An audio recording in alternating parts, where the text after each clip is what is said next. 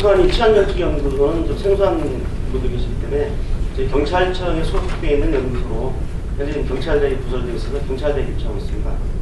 저는 그 안보대책연구실에서 북한의 대남 전략과 국내 안보 유세들, 친북 좌익 문제를 연구하고 있습니다. 오늘 우리 박성호 교수님께서 아주 독특한 주제를 가지고 발표해 주셨는데, 저는 오늘 토론을 하면서 세미나에 가보면 시간을 쫓겨가지고 발표자들이 충분한 발표를 못합니다. 이런 상태에서 시간을 지켜주는데, 가끔 보면은 발표자는 토론 시간을 지켜서 20분 발표하는데 토론자가 한 30분씩 떠드는 경우가 있기 때문에 저는 한 10분 이내로 하겠습니다. 자체 이 주제가 독특한데 2500년 전의 사실을 끄집어내가지고 정보활동을 갖다가 분석한다는 게 보통 노력이 아닙니다. 그래서 저는 이 주제를 보고 이 주제는 한국 국가정보학회가 아니라 혹시 국제정보학회가 있다면 이 국제정보학회에서 이 고대 그리스의 이러한 정보활동 문제를 다루는 게 더욱더 빛나지 않나 하는 생각을 가져보고, 하여간 우리 한국 국가정보학회의 역량이 이 정도로 성장했다고 자부심 느낍니다. 특히 이제 쌤이 우리가 토론할 때는 그 페이퍼를 보고 자체 팩트 문제에 좀 틀린 게 있지 않나 해서 뭘 좀 찾아내야 되는데 2500년의 문제를 가지고 팩트 문제를 가지고 맞다 그러다고 제의하기 좀 어려운 상황이란 말이에요. 그러니까 이건 이제 제가 잠재우고, 그러면 이제 여기서 정보활동을 하는데, 저는 이제 좀 보완하는 시각으로 보겠습니다. 보통 이 국가의 정보할 때는 크게 정보를 수집하는 단계하고 이 수집된 정보를 분석하는 단계, 평가하는 단계, 세 번째는 이걸 분석하는, 평가하는 단계를 가지고 새로운 정보를 생산하는 단계, 그리고 이걸 갖다 마지막으로 전파해서 활용하는 단계거든요. 크게 네 가지 단계로 정보 유통이 가는데, 이 우리 박성호 교수님의 그 발표를 보니까 고대 그리스의 이 정보 수집 루트는 좀 휴먼 미트, 인간 정보란 말입니다. 주로 일반인 스파이 문제, 스파이라든지 그런 배신자, 반역자죠. 그 다음에 이제 대리 배경하는데, 그 당시에는 이제 주로 휴먼 미트에 의존해서 정보를 수집했구나. 근데 이제 21세기의 첨단 과학 정보를 가지고 이 하는 데서는 이제 못 미치게 되겠죠. 그 다음에 이제 분석하고 저희 이제 생산하는 문제인데, 여기서 우리 박 교수님 세 가지를 제시하고 있어요. 정보의 그 가치 문제와 신뢰 문제가 과연 어떤 문제를 가지고 있느냐. 또 이 그리스의 정보활동을 통해서 정보의 그 수단, 공개 문제, 해석 문제를 보완하고 있는데, 상당히 이 부분은 우리가 귀담아 들어야 할 부분으로 생각이 됩니다. 특히 정보의 이 공개 부분에 있어서 그 정보를 수집하고 분석해서 생산해서 전파해야 되는데, 이 전파할 때 공개적으로 할 부분이 있고 비공개적으로 할 부분이 있습니다. 이 부분에서 이러한 중요한 정보를 공개할 것이냐 비공개할 것이냐 하는 문제는 그 가치 기준은 뭐냐? 국익입니다.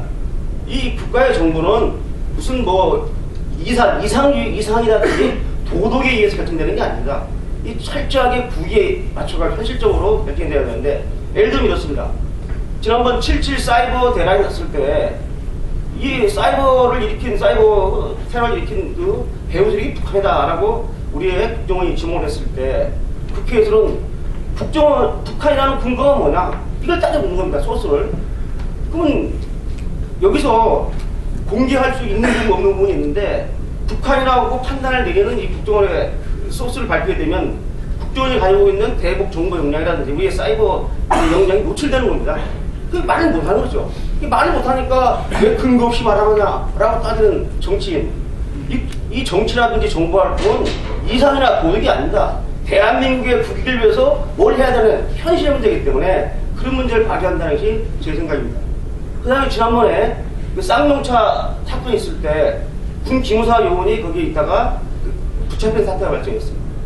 그건 이제 이거 언론에 알려지니까 왜 군 수사위원이, 방첩 수사위원이 왜 민간인 시위하는데 노동 파업한 게 있느냐 하는 문제를 제기했어요.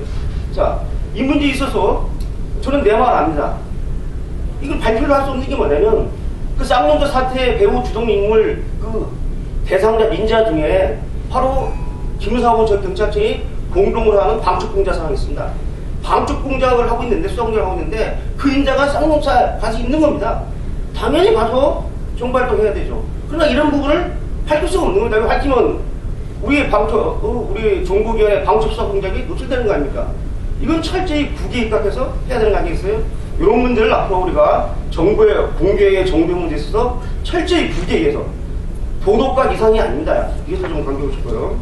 그래서 이 문제를 강조하고 싶고, 우리 양동환 교수님은 원래 짜임새 있게 발표를 하고 또 선배님이신데 제가 말씀드린다는 것은 외람되지만은 아주 그 해방 공간에 북한의 그 대남 정보 활동하고 또 우리의 이 군정과 우리의 대북 정보 활동을 아주 그 심도 있게 다뤄졌는데, 실제는 이게 상당히 더 페이퍼가 광범위한데 발표용으로 아주 줄여놓은 겁니다. 그래서 말씀드리는데, 여기서 제가 하나 꼭 짚고 싶은 거는 이 북한의 대남 공작기구가 지금 시대에 계속 지금 변천하고 있는데, 이 변천에서 지금까지 온 상황, 북한이 작년 초에 2022년 그 강성대우 건설과 관련해서 대남 공작기를 대대적으로 개폐했습니다. 그 내용을 보면 아까 나왔지만 해방 공간에서 북한이 이 조선노동당, 북조선노동당 이 지도부의 연락실이 소위 대남 공작의 사실인데, 이게 지금까지 갔거든요.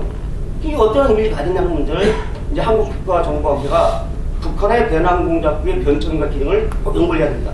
이번에 의미는 뭐냐면 다른 게 아닙니다. 그동안 당이 60년 넘게 시도했던 대남 공작이 실패했다 이거야. 당가지면 안 되겠다. 이제는 군에다 맡기겠다는 겁니다.